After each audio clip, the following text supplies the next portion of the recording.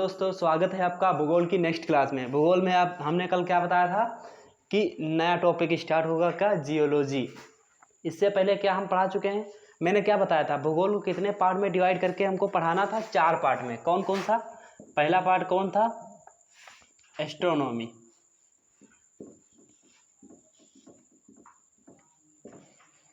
दूसरा पार्ट क्या था?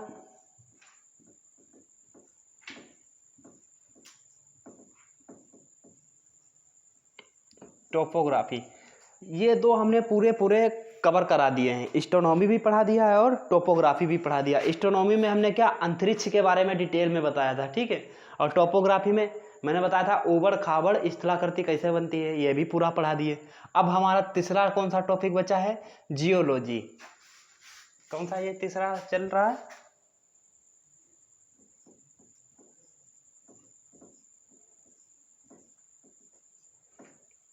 इसके बाद चौथा हमारा कौन सा होगा?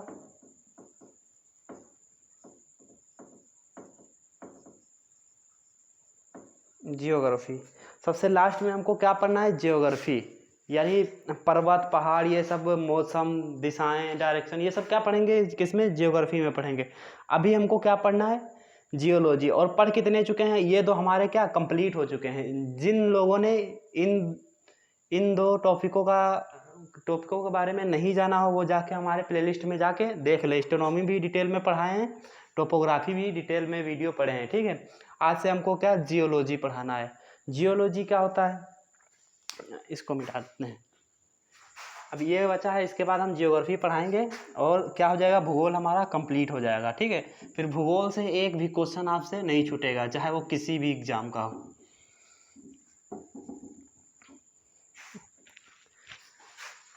इसमें क्या पढ़ना है जियोलॉजी में हमको? भूगर्भ विज्ञान। भूगर्भ विज्ञान मतलब भूमि के अंदर क्या क्या चीज़ है उसका हमको अध्ययन करना है। अब ये बताइए, कोई भूमि के अंदर कोई डायरेक्ट तो घुस नहीं जाएगा, ऐसा तो है नहीं। समुंदर है, डायरेक्ट अंदर घुसे श्यों हवाई जहाज की वो हवेल मछली की तरह, मछली ऐसे आती ना, अंदर चले गए, भूमि के अंदर क्या क्या है देख दाख के बाहर निकल आए, ऐसा तो है नहीं ना। हम भूमि के अंदर को घुस के जा तो सकते नहीं है ना, तो उसका हम डायरेक्ट अध्ययन कर सकते हैं? बिल्कुल नहीं कर सकते। तो हमको कैसे, इनडायरेक्ट अध्ययन है भूमि के अंदर के। भूमि का अंदर जो जो चीज़ है उसका नॉलेज हमको इनडायरेक्ट है, डायरेक्ट उसका नॉलेज नहीं है, क्योंकि कोई भूमि के अंदर तो जा नहीं पाएगा। हर कोई जानता है भूमि के अंदर क्या, लावा भरा हुआ, मैग्मा भरा हुआ है। बोलते हैं ना, बच्चे बूढ़े जवान हर कोई जानता है, बचपन से पढ़ते आ रहे हैं क्या, भूमि क्या है, ऊपर से थोड़ा ठंडी हो गई, लेकिन अंदर अभी भी क्या है, धधक रही है बिल्कुल, क्या सूर्य की तरह। उसमें भी क्या, प्लाज्मा अवस्था में लावा है, बिल्कुल लावा लावा निकलता है। तभी कभी कभी जब ज़्यादा हो जाता है तो देखो, ज्वालामुखी फटते हैं तो ज्वालामुखी के सहारे वो निकल जाते हैं बाहर, लावा वगैरह निकलता है ना। तो कहाँ, वो नीचे मैग्मा वाला भाग से निकल के आता है, जहाँ मैग्मा भरा है, समझे। तो अब हमको जियोलॉजी में क्या, भूमि के अंदर घुस के अध्ययन करना होगा। अंदर घुस के तो हम जा नहीं सकते, इसीलिए उसका अध्ययन हम इनडायरेक्टली करते हैं। अब इनडायरेक्टली हम कैसे उसका अध्ययन करते हैं? जैसे कभी कभी देखो भूकंप आ जाता है, भूकंप जैसे सब हिलने डुलने लगता है, हाला डोला बोल देते हैं जिसको। का गांव देहात में क्या बोलते हैं, हाला डोला आ गया था, ऐसे सब हलने लगा, पता चला इधर लेटे हैं तख्त पे, ऐसे हम यहाँ भी पढ़ा रहे हैं, हाँ हाला डोला आ जाए तो हम ऐसे ऐसे होंगे, कैमरा भी ऐसे ऐसे होगा, समझे, हिलेगा। इसको क्या हाला डोला बोलते हैं इसी।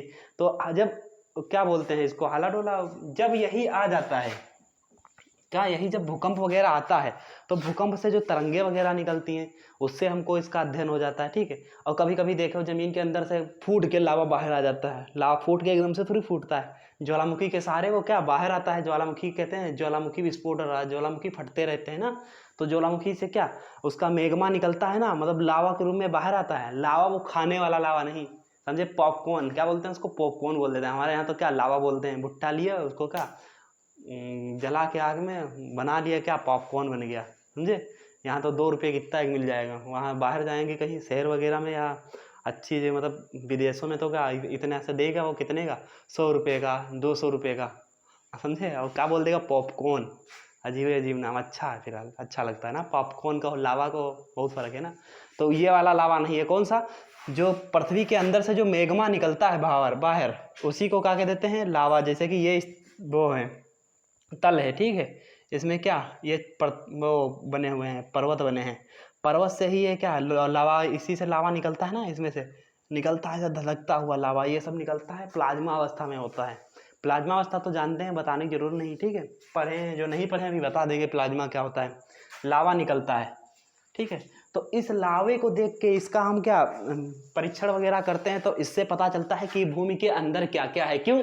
क्योंकि ये लावा कहाँ से निकल के आ रहा, भूमि के अंदर वाले भाग से निकल के आ रहा है। इसीलिए हमको क्या, इससे हमको पता चल जाता है कि भूमि के अंदर क्या क्या है, कि किस चीज, कौन कौन सी चीजें हैं, कौन कौन से तत्व हैं भूमि के अंदर, ठंडा है या गर्म है भूमि अंदर से, किस अवस्था में है, प्लाज्मा अवस्था में है या तरल अवस्था में या गैसीय अवस्था में है, समझे, या ठोस अवस्था में।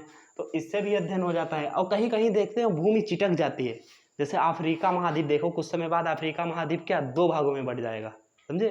अभी क्या है, उसमें दरार पड़ गई बहुत बड़ी सी, अभी धीरे धीरे वही दरार और बढ़ेगी बढ़ेगी, फिर एक दूसरा महाद्वीप का निर्माण होगा, समझे।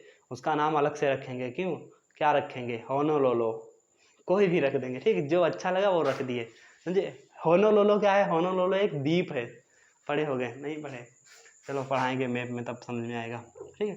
तो इन सब चीज़ों से क्या, भूमि के अंदर जो भी चीज़ें हैं इन्हीं सबसे अध्ययन होता है। डायरेक्ट तो कोई अंदर जाके जा नहीं सकता। अब जिसको जाना है डायरेक्ट अंदर, तो क्या करे, यही जहाँ से वो ये निकलता है, क्या लावा निकलता है, इसी में जाके कूद जाए तो डायरेक्ट कहाँ चला जाएगा, अंदर। तब अंदर सब देख लेगा क्या क्या है, ठीक है। क्या अंदर से बाहर आ पाएगा? सोच के देखिए कितना भयावह होगा, कितना भयानक होगा। इसमें से कूदा कोई, पता चले डायरेक्ट अंदर चला गया, पृथ्वी के सेंटर में चला गया, सेंटर तक जा ही नहीं पाएंगे, कहाँ रह जाएंगे, मेंटल वाले भाग में रह जाएंगे। अब मेंटल क्या होता है वो भी सब बताएंगे डिटेल में, कौन चीज़ क्या होती है, ठीक है। तो क्या इनडायरेक्ट अध्ययन हमने किया पृथ्वी का, कैसे, इनडायरेक्ट, अंदर की भाग का ना इनडायरेक्ट अध्ययन कर लिया, पृथ्वी के अंदर क्या क्या है। हम लोग के यहाँ ये पृथ्वी है, हम कहाँ रहते हैं, ये ऊपर वाले भाग में रहते हैं, और लेकिन हमको कहाँ, अब इसके अंदर घुस के अंदर के बारे में जानकारी हमको हासिल करनी है, ठीक, घुस के नहीं हासिल करनी है, ठीक है। क्या, इनडायरेक्टली अध्ययन करना है, ठीक है। इस लावा निकला, लावा से जान जाएंगे कि जिस तरीके लावा है इस तरीके का अंदर भी तरल पदार्थ भरा होगा प्लाज्मा अवस्था में। तो अंदर बता दिया कि अंदर क्या है, ज्वालामुखी बहुत सारे भरे हुए हैं, मतलब लावा बहुत ढेर सारा भरा है। तो इसका मतलब क्या, अंदर से पृथ्वी अभी भी गर्म है, समझे। और क्या, जब भूकंप आता है, हाला डोला बोल देते हैं, हाला डोला आ गया, समझे, तो उससे भी अध्ययन, उससे तरंगे वगैरह निकलती है, उससे अध्ययन हो जाता है। और कहीं कहीं जमीन चिटक जाती है, फट जाती है, इन सब चीज़ों से अध्ययन होता रहता है, ठीक है। तो देखते हैं अब इसके बारे में आगे देखते हैं। तो पता चल गया ना अध्ययन किससे किससे होता है।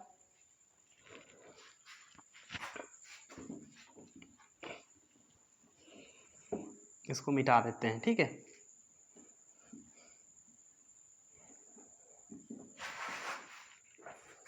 अच्छा, ये पृथ्वी को हम बना देते हैं, ये क्या हो गई हमारी पृथ्वी, ठीक है। अब पृथ्वी पे हम रहते हैं कहाँ, ये इस तल वाले भाग पे रहते हैं, ये कि जैसे ये हम टहल रहे हैं, ये हम टहल रहे हैं, ठीक है। अरे तो लड़की लग रहा है। ये कोई भी मान लो, ठीक है, ये टहल रहा है पृथ्वी के बाहर, ऊपर टहल रहा है, ठीक है। अब इसको पृथ्वी के अंदर का अध्ययन करना है।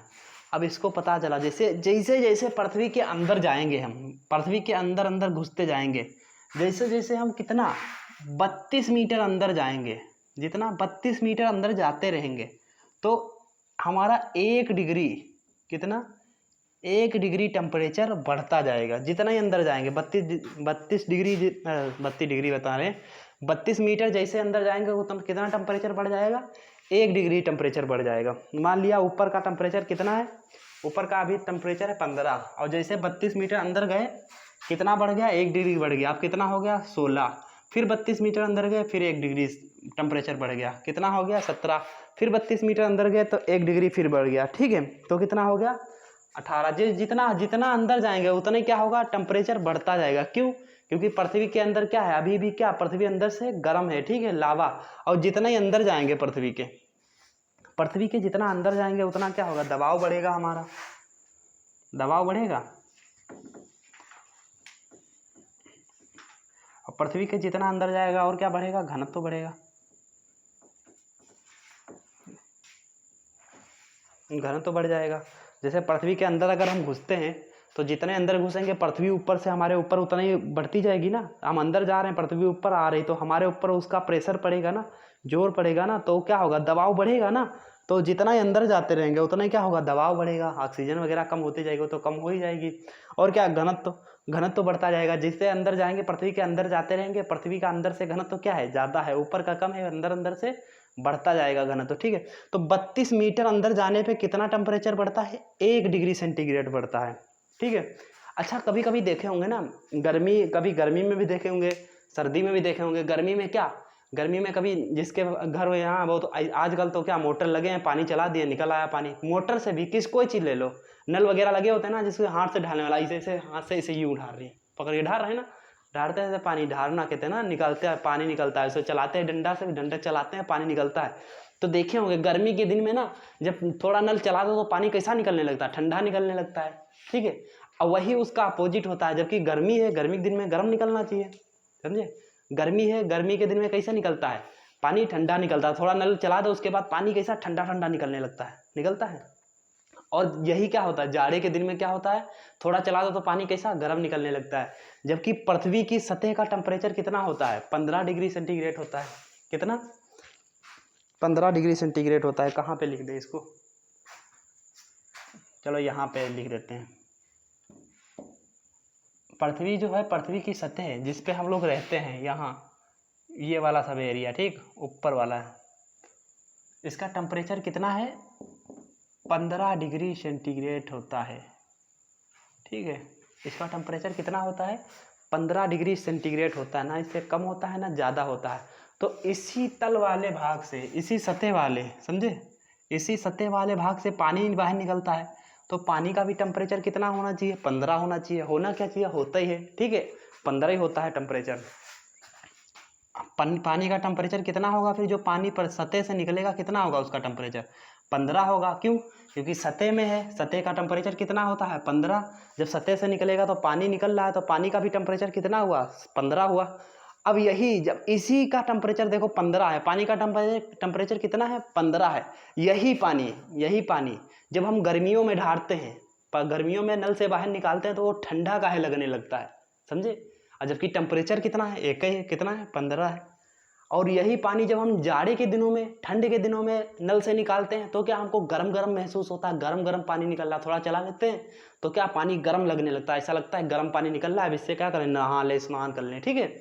और वही क्या होता है गर्मी के दिनों में खूब थोड़ा चला देते हैं, ठंडा निकलता है तो ठंडे से स्नान कर लें ऐसे। लेकिन जबकि उसका टेम्परेचर कितना है, 15 डिग्री सेंटीग्रेड है। तो यही पानी हमको गर्मी में ठंडा और ठंडक में गर्म काहे लगने लगता है, जबकि इसका टेम्परेचर तो एक ही है ना, बदलता नहीं कभी है, तो हमेशा जीवन भर रहेगा यही 15 सेंटीमीटर, ठीक है। तो ऐसा क्यों लगता है कि ये गर्म काहे हो जाता है, ठंडा कैसे काहे हो जाता है, बताओ, कोई बता सकता है तो कमेंट करके बता दें, ठीक है। यहाँ पे लिख देते हैं इसको,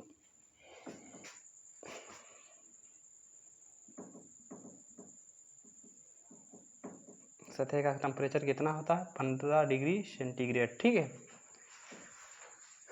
यही पानी, बताओ कमेंट करके बताओ, यही पानी क्या गर्मी के दिनों में कैसे लगने लगता है, ठंडा लगने लगता है गर्मी के दिनों में, ठीक है।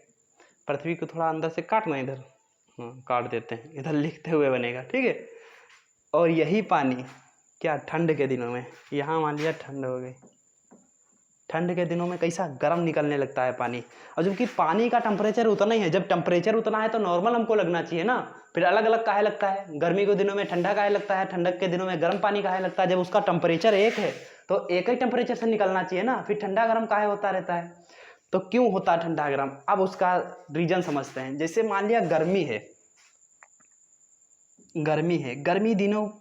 गर्मी के दिनों में जो हम लोग ऊपर रहते हैं सतह पर, सतह के ऊपर जो वायुमंडल होता है उसका टेम्परेचर कितना होता है, उसका टेम्परेचर बढ़ जाता है।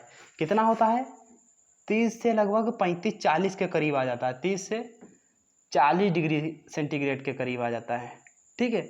और ठंड के दिनों में वही टेम्परेचर कितने, माइनस बता रहे हैं, 10 डिग्री से 5 डिग्री तक चला जाता है, 10 डिग्री सेंटीग्रेड से 5 डिग्री सेंटीग्रेड तक चला जाता है। यूपी बिहार की बात कर रहे हैं, इधर एरिया में जहां हम रहते हैं उसकी बात कर रहे हैं, ठीक है। अब कश्मीर की बात नहीं कर रहे हैं, अमेरिका की बात नहीं कर रहे हैं, ठीक है। तो अब देखिए इसका टेम्परेचर है कितना, 15 डिग्री सेंटीग्रेड। और गर्मी के दिने में हम ऊपर रह रहे हैं तो हमारे शरीर का तापमान कितना होगा, जितना वायुमंडल का तापमान होगा। जैसे 15 डिग्री टेम्परेचर कितना, 15 डिग्री सेंटीग्रेड है, 15 नहीं 20, गर्मी के दिनों में 30 हो जाता है, 35 हो जाता है, 40 हो जाता है। मान लिया कितना, 35 डिग्री सेंटीग्रेड है, इन दोनों को बीच में ले लेते हैं, ठीक है। तो हमारे शरीर का टेम्परेचर कितना होगा, 35 डिग्री सेंटीग्रेड होगा। और हमारा शरीर का भी टेम्परेचर 35 डिग्री सेंटीग्रेड है, और इस पे से कोई 15 डिग्री सेंटीग्रेड वाली कोई चीज़ आएगी जिसका टेम्परेचर 15 डिग्री होगा, तो हमारे ऊपर का जब गिरेगा तो हमको ठंडा ही तो महसूस होगा। क्यों? क्योंकि हमारा टेम्परेचर कितना है, हमारा टेम्परेचर ज़्यादा है और इसका पानी का टेम्परेचर कम है, ठीक है। गर्मी की दुनिया में क्या होता है कि इंसान के, जैसे इंसान का शरीर हो या वायुमंडल है, इसका टेम्परेचर 30 से 40 के बीच चला जाता है, गर्मी में ज़्यादा हो जाता है, लेकिन पानी का टेम्परेचर कितना, 15 ही रहता है। तो इसी वजह से जब 30-40 डिग्री सेंटीग्रेड वाला व्यक्ति के ऊपर जब 15 डिग्री सेंटीग्रेड वाला पानी गिरेगा तो ठंडा ही तो महसूस होगा, ठंडा लगेगा, नहीं लगेगा।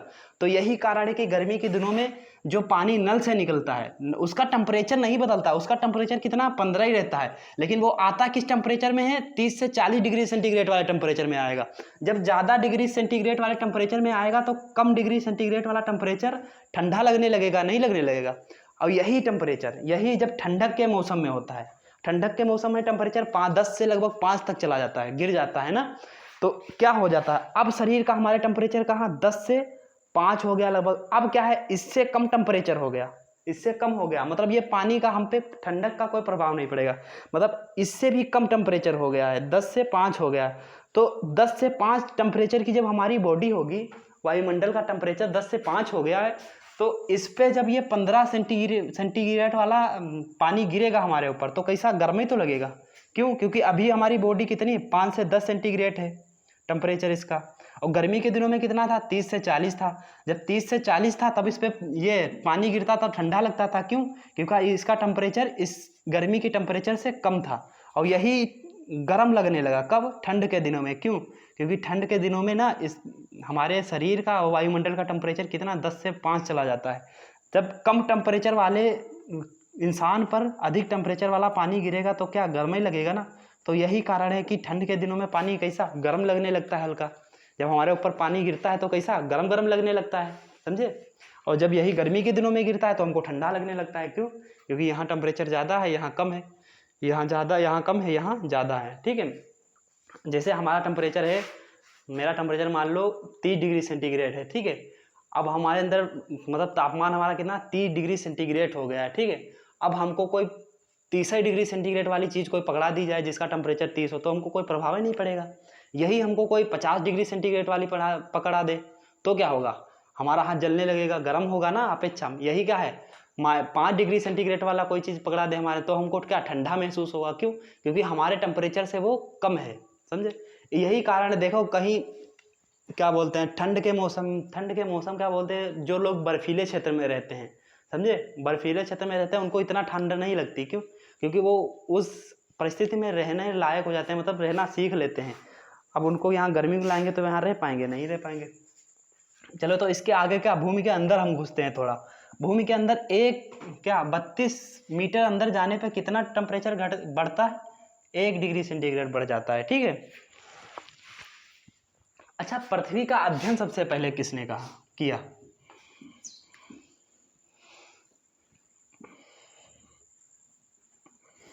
इसको मिटा देते हैं।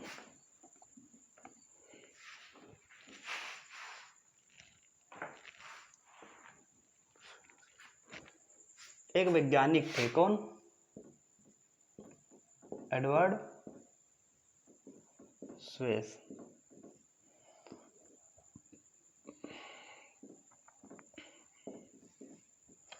कौन से वैज्ञानिक हुए? Edward Suez. पूछा जाता है कि पृथ्वी का सबसे पहले अध्ययन किसने किया, तो कौन? एडवर्ड स्वेस नामक वैज्ञानिक ने किया। क्या ये अंदर जाके अध्ययन किए होंगे? नहीं। कैसे? ज्वालामुखी से, लावे से किए होंगे, और क्या तरंग वगैरह किए होंगे, जहाँ जहाँ जमीन फटी है वहाँ जाके ये सब अध्ययन किए होंगे, तब इनको पता चला कि पृथ्वी के अंदर क्या क्या है। तो सबसे पहले इन्होंने क्या किया, जैसे ये हमारी पृथ्वी है, सबसे पहले ये पृथ्वी का अध्ययन करते हैं, ठीक है। पृथ्वी का अध्ययन करने वाले पहले वैज्ञानिक है कौन? एडवर्ड स्वेस, ठीक है। अच्छा, जैसे अगर हम पृथ्वी का ये एक चिप्पी निकाल लें, जो चीज़ यहाँ होगी, जैसे आप एक इस तरीके से समझिए, इसका अध्ययन ये किए कैसे। जैसे मान लो एक तरबूज है, तरबूज लेते हैं, तरबूज खरीदते हैं ना, तरबूज लेने जाते हैं, उससे कहते हैं भैया तरबूज कितने में, जितना भी रेट बताए, ठीक है, उसको कहते हैं देखो पक्का निकलेगा कच्चा निकलेगा। तो वो क्या करता है, आपको ऐसे मान लो एक तरबूज है, ये क्या पृथ्वी है लेकिन इसको क्या तरबूज मानते हैं। जब वो चेक करने के लिए कि लाल है तरबूज या नहीं है, तो क्या करता है, ऐसे चुरा लेता है, इधर एक चीरा लगाएगा, इधर का एक चीरा लगाएगा, तो इतनी चिप्पी निकाल के ऐसे आपको दिखा देगा। जब चिप्पी निकालेगा, ये वाली मान लिया चिप्पी निकाले, तो ये चिप्पी ऐसे तो लगेगी ना, यही चिप्पी है ना, ये चिप्पी ऐसे यह वाली चिप्पी निकाले और निकाल के दिखा दिए, देखो भैया लाल है।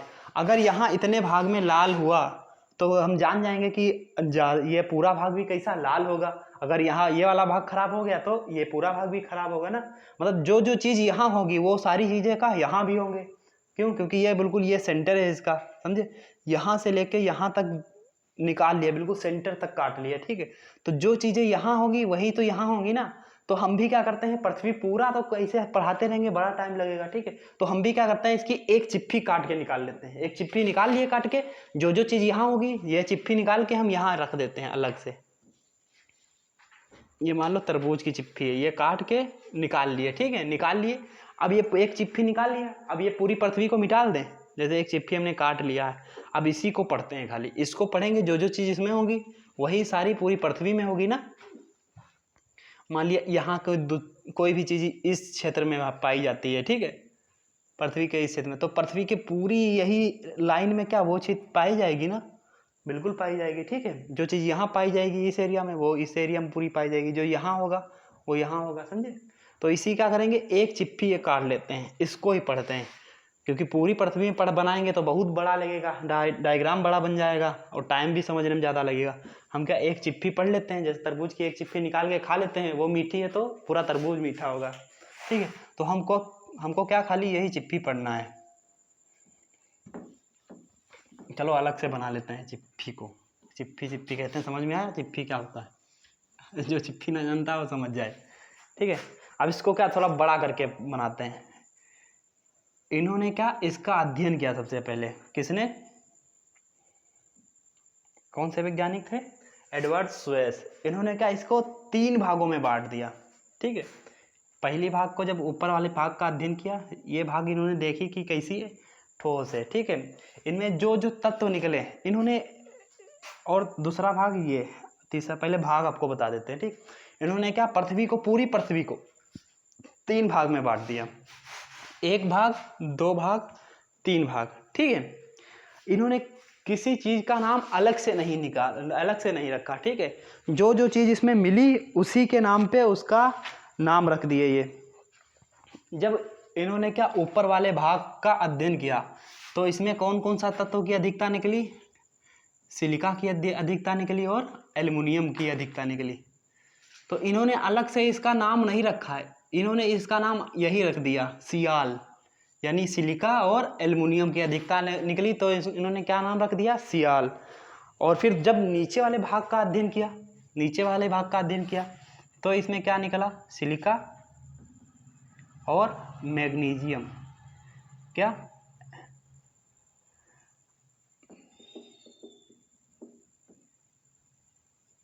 कौन कौन से तत्व की अधिकता निकली। ऊपर वाला जब अध्ययन किया तो सिलिका और एल्युमिनियम की अधिकता निकली, नीचे वाले का अध्ययन किया तो सिलिका और मैग्नीशियम की अधिकता निकली।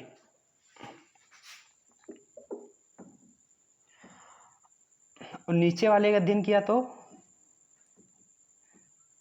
नियान और लोहा, Fe की अधिकता निकली। तो इन्होंने इसी के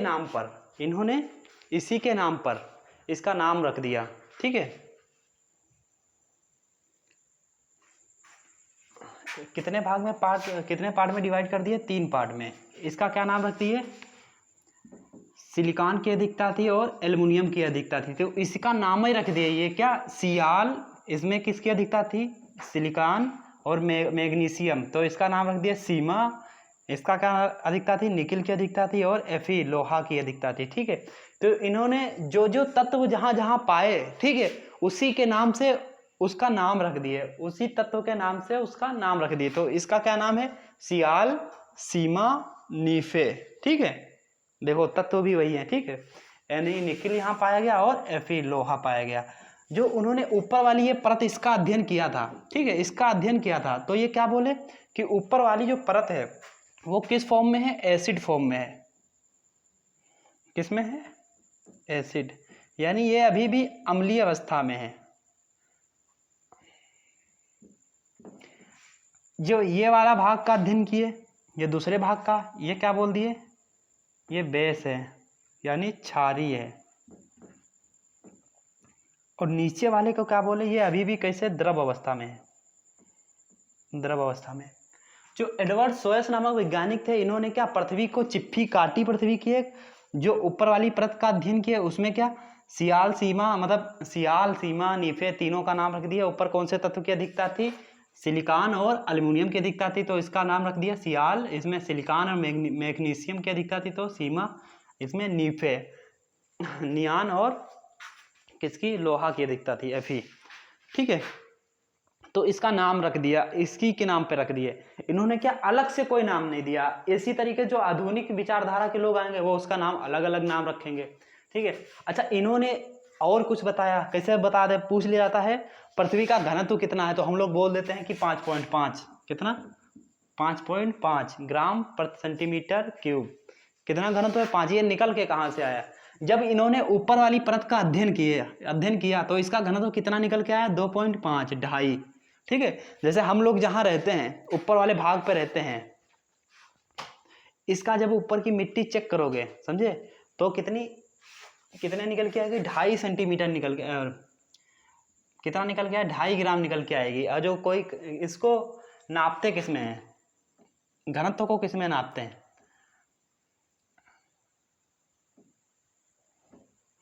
किसमें, ग्राम प्रति सेंटीमीटर क्यूब, ठीक है। अगर हम कोई 1 सेंटीमीटर ऊंचाई, 1 सेंटीमीटर गहराई, 1 सेंटीमीटर गोलाई या चौड़ाई जैसा कोई भी बर्तन लेते हैं, उसमें अगर हम मिट्टी को भरते हैं तो कितनी, उसका वजन कितना होगा, 2.5 ग्राम होगा। अगर ऊपर की मिट्टी का वजन लेते हैं, ठीक, अगर पूरी पृथ्वी का चेक करते हैं तो कितना होगा, 5.5। समझे, एवरेज ये है, पूछा जाता है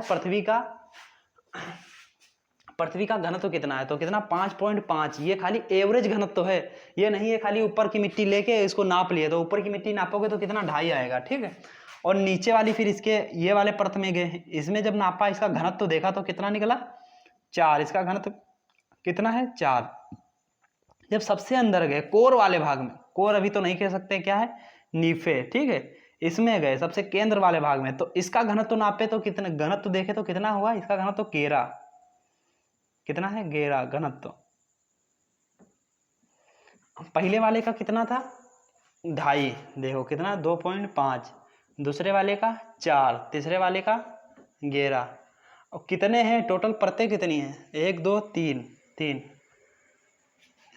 ये देखो, वो पढ़े हो ना, एवरेज पढ़े होगे ना, औसत, सॉरी एवरेज बता रहे हैं, औसत पढ़े होगे ना। ये औसत निकालना चाहते हो ना, कुल पदों का योग बटे पदों की संख्या, कितने पद हैं, 1 2 3, योग कितना हुआ, इनको 4 11 और 2.5, इनको जोड़ के कितने से, 3 से भाग कर देंगे, तो औसतन निकल के आ जाएगा कि पृथ्वी का घनत्व है कितना, ठीक है।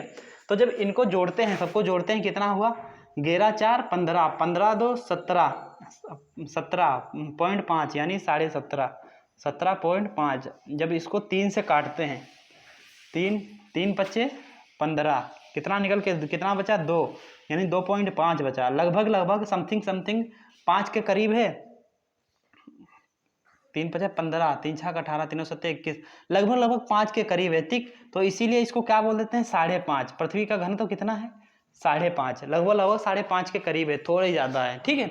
तो पृथ्वी का घनत्व कितना बोल देते हैं, 5.5 बोल देते हैं, ठीक। इसके बाद इन्होंने क्या किया, इसके बाद इसको मिटा देते हैं थोड़ा,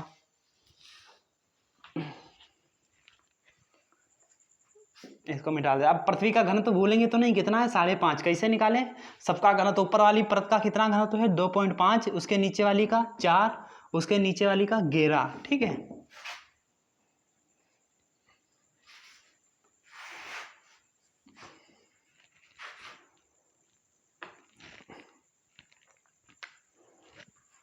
इन्होंने क्या बताया, इसी वाले भाग को इधर हम बना लेते हैं थोड़ा, ये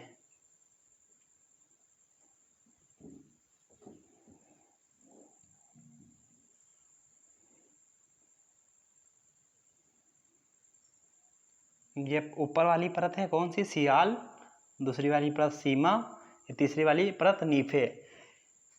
ये ऊपर वाली परत जो है वो किसी ठोस अवस्था में है जिस पे हम लोग रहते हैं, और इसकी लंबाई कितनी है, मतलब गहराई इसकी कितनी है, इसकी गहराई लगभग 300 से 500 किलोमीटर तक है इसकी गहराई, यानी पृथ्वी तल से जहां हम लोग रहते हैं अंदर 300 से 500 किलोमीटर तक चले जाएंगे, 300 से 500 किलोमीटर तक चले जाएंगे तो क्या हमारा कैसी है पृथ्वी, वहां तक ठोस अवस्था में है, हल्की ठोस है, ठीक है। जैसे जिस पे हम लोग रहते हैं ये इसको चल लेते हैं, क्यों, क्योंकि यह ठोस है। अगर यही द्रव अवस्था में होती तो क्या हम इस पे पृथ्वी पे चल पाते, यही आप क्या बृहस्पति ग्रह पे चले जाएं तो उस पर चल पाएंगे नहीं, क्यों, क्योंकि वो अभी भी कैसे प्लाज्मा अवस्था में है। जैसे कि पृथ्वी का ये अंदर वाला भाग है, ये वाला भाग, ये भाग कैसा है, प्लाज्मा अवस्था में। इन्होंने क्या बताया, एडवर्ड सोयस नामक वैज्ञानिक ने, कि ऊपर वाली परत है जो, उसका गहराई कितनी है, 300 से 500 किलोमीटर। ये कहा है कैसी है, ठोस अवस्था में, ठीक। उसके बाद यहाँ जो है ये यहाँ क्या भरे हैं सब, यहाँ क्या ज्वालामुखी भरे हुए हैं, ज्वालामुखी। नीचे क्या दूसरे वाले भाग में क्या भरे हुए हैं, सब ज्वालामुखी भरे हुए हैं। और तीसरे वाले भाग में क्या है, बोलते हैं इसका चुंबकत्व तो बहुत ज्यादा है, किसका, कोर वाले भाग का, कोर तो नहीं कह सकते, नीफे वाले भाग का, किसका, नीफे वाले भाग का चुंबकत्व तो बहुत है, ठीक है। सियाल वाले भाग में क्या है, सियाल वाले भाग की लंबाई कितनी है, 300 से 500 किलोमीटर लंबा है, मतलब गहराई में चले जाएंगे 300 से 500 किलोमीटर तक चले जाएंगे तो कौन सी मिलेगी तुमको, सियाल, जो कैसी है, ठोस अवस्था में है। ठोस इन्होंने अभी नहीं बताया, लेकिन है ठोस अवस्था में, लेकिन इन्होंने नहीं कहा, ठीक है। उसके बाद जब 300 से 500 के अंदर के भी अंदर जाएंगे, ठीक है, तो वहां सब क्या भरे हैं, ज्वालामुखी भर दें। यही ज्वालामुखी निकल के कहाँ आते हैं, जब यहाँ बहुत ढेर सारा इकट्ठा हो जाता है ज्वालामुखी तो क्या ऊपर वाली परत को क्या चीरने लगता है, चीर के कहाँ वो सतह पे आ जाते हैं, सतह पे आते हैं। तो उससे हमको अध्ययन हुआ है कि पृथ्वी के अंदर क्या भरा हुआ है, ज्वालामुखी भरा हुआ है, ठीक। तो ये वाले बीच वाले भाग में, यानी सीमा वाले भाग में क्या सब भरा हुआ है, सब ज्वालामुखी है, सब ज्वालामुखी है, यहाँ सब क्या ज्वालामुखी है। और ज्वालामुखी किस अवस्था में होता है, आप तो समझते हैं ना, किस अवस्था में, प्लाज्मा अवस्था में होता है, ठीक है। यहाँ तो क्या भरे हैं, ज्वालामुखी। और यहाँ क्या है, कोर वाले भाग, मतलब नीफे वाले भाग में, सियाल वाले भाग में क्या कितनी लंबाई है, 300 से 500 किलोमीटर, ठीक है। और सीमा वाले भाग कैसा है, ज्वालामुखी यहाँ सब भरे हैं, ठीक है।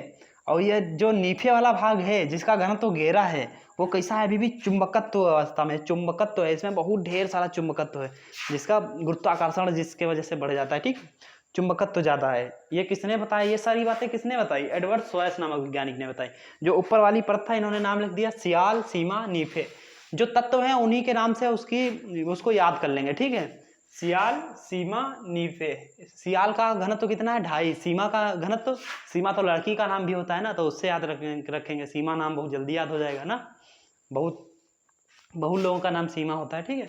तो सियाल, सीमा और नीफे, ठीक, याद कर लो। 2-3 बार मेरे साथ दोहराओ। ऊपर वाली परत कौन सी, सियाल, नीचे वाली सीमा, उसके नीचे वाली नीफे, ठीक। सियाल का घनत्व कितना, 2.5, और सीमा का घनत्व 4। सीमा मतलब कोई मोहल्ले में रहती वो वाली सीमा ने, उसका घनत्व ना नापने लगना, ठीक है।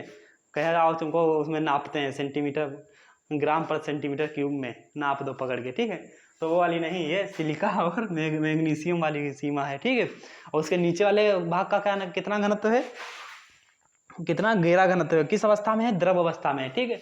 और सियाल जो है किस अवस्था में है, ठीक है, एसिड अवस्था में है, ठीक है, यानी अभी भी अम्लीय अवस्था में है। और सीमा क्षारीय अवस्था में है, ठीक है। अब इतना तो हो गया ये एडवर्ड सुएस का, ठीक है। इसके बाद एडवर्ड सुएस के बाद बहुत से वैज्ञानिक आए, आधुनिक विचारधारा आई, ठीक है। आधुनिक विचारधारा में बहुत से वैज्ञानिक आए, सबने अलग अलग अपना अपना मत दिया, ठीक है। अलग अलग नामों से अपने अलग अलग नाम रखे सबके, ठीक है। अभी तो इसका नाम पढ़ रहे हो सियाल, इन्होंने जो तत्व मिले थे उसी के नाम पे रख दिया। तो फिर आधुनिक विचारधारा वाले वैज्ञानिक आए, उन्होंने कहा इसका नाम कुछ अलग होना चाहिए, कुछ ऐसा इक्वल नाम रखो जो सबको अच्छा लगे, ठीक है। इसका जो तत्व पाए उसके नाम पे रख दिया, कुछ अच्छा लग रहा है पढ़ने में, सियाल, सीमा, नीफे सब पढ़ना पड़ रहा है, ठीक है। जो आधुनिक विचारधारा वाले वैज्ञानिक आए हैं, ठीक है, उन्होंने क्या इसका नाम अलग से रखा, ठीक है।